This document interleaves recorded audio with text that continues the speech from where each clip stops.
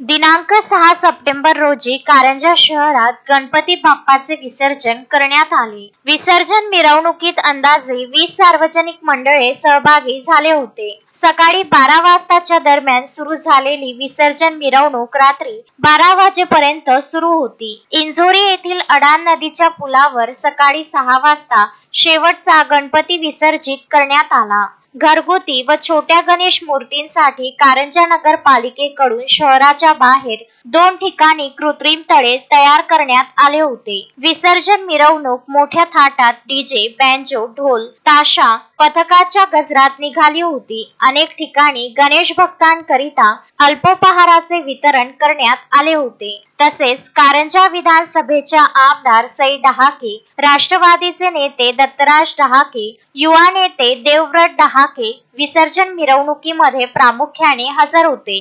मिरवणुकीदरम्यान कारंजा पोलिसांकडून कडक बंदोबस्त लावण्यात आला होता. विसर्जनासाठी इंझोरी येथील पुलावर कारंजा नगरपालिका व सास आपत्कालीन पथकातर्फे संपूर्ण नियोजन करण्यात आले होते.